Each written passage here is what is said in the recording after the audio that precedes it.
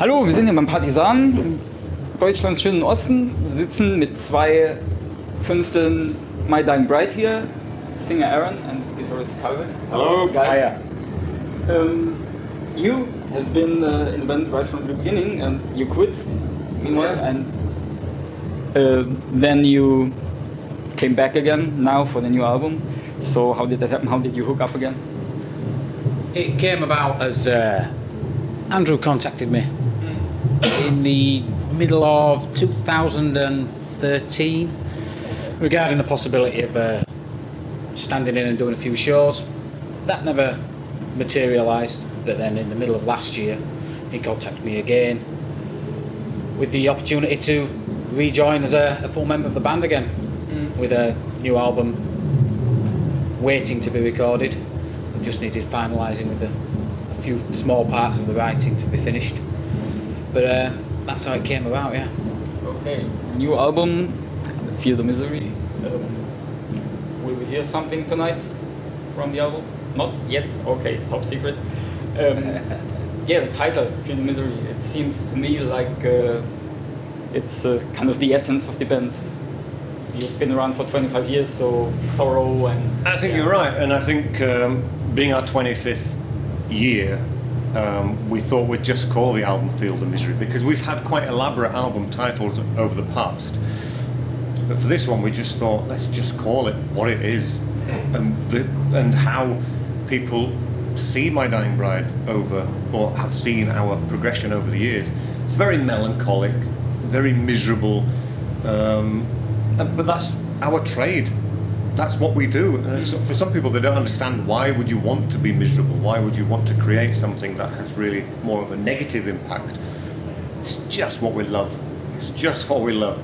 So for the 25th anniversary, we thought we'd call it Feel the Misery, and everyone will know exactly what it's got. Okay. How does the title correlate with the cover artwork? This window, church window.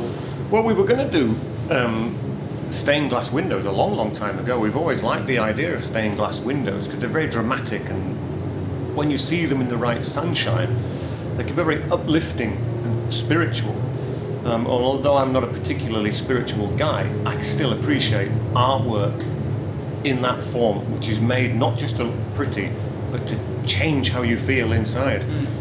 But we could never come up with anything in the past, and it's just, again, we thought, it's our 25th anniversary, let's do what we spoke about 10 years ago. Yeah. Let's try and do it this time.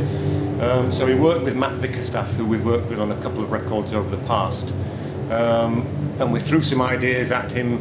He knows the band very well anyway, so he came up with some concepts as well, and we put them all together, and that was the cover, and we're really thrilled with it. I think it looks great. All right, yeah, it fits. Another thing, speaking of sorrow and all that, the melancholy, would you say that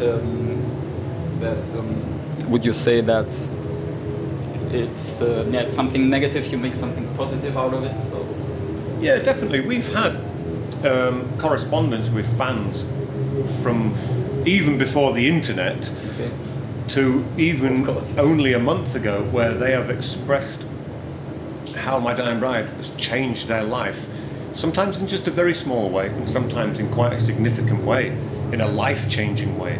And that makes you feel incredible, because you realise you're not just a rock and roll band. What you're doing is touching people in a different way. It's not just jeans and t-shirt and come on everybody, which is fine, it's great. We're doing just a bit more, and people understand that, and they can focus on that. And it helps them get through life sometimes, and we've got evidence of this, and it's nice to know that people from around the world are touched by the things that we do. It's just, I never thought we'd do that. I thought we'd just create some great tracks, and it would just be one level, and that would be it. But it's deeper than that, and I'm glad we affect people in such a way, because people who don't know about this industry, they hear our music and they think, how can people listen to that? It's just unbelievably melancholic, and it would upset a lot of people. But for a lot of other people who feel depressed or feel very low, our music is uplifting, and it helps them. It's an arm reaching out for them, and they take hold of it, and they let us know about that, and that makes it remarkable. Okay. Did you ever have the feeling or the difficulty to being in danger of becoming a cliche with all that sad sack thing? Well, possibly, but the thing about the subjects that we sing about and deal with affect everybody anyway, so it's not so pretentious that it's unrealistic. We've got a track on the new album called I Almost Loved You, which is how every single person has wanted, dying to say I love you to someone. They've stepped away.